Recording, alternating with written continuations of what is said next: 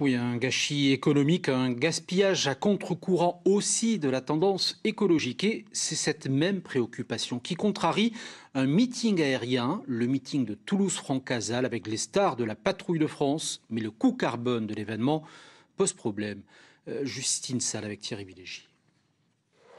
Toulouse, capitale de l'aéronautique. Ce week-end, plus de 40 avions se donnent en spectacle dans le ciel. Mais entre réchauffement climatique et sobriété énergétique, ce meeting constitue-t-il un événement du temps passé? Un événement d'avant, oui, c'est sûr, parce que l'aéronautique évolue.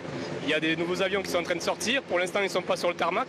Mais je pense que dans quelques années, on en verra d'autres, des électriques, des hybrides, des VTOL. Il y a des choses qui sont intéressantes à venir. Ouais. C'est grandiose. C'est impressionnant. C'est des avions qu'on n'a pas l'habitude de voir aussi près. Et puis surtout pour les pitchouns, c'est un moment qui doit rester et qui peut rester dans les mémoires. 40 000 spectateurs sont attendus sur les 2 jours et 130 tonnes de CO2. Un spectacle certes grandiose, mais très polluant.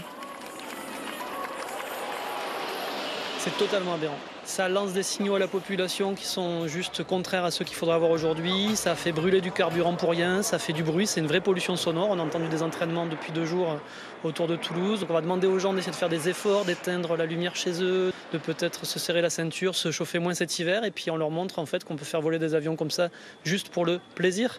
Là, il y a quelque chose qui tourne vraiment pas rond. Après 4 ans d'absence, l'organisation du meeting se dit pourtant consciente des enjeux environnementaux. Si on pouvait faire voler beaucoup d'avions électriques, on le ferait.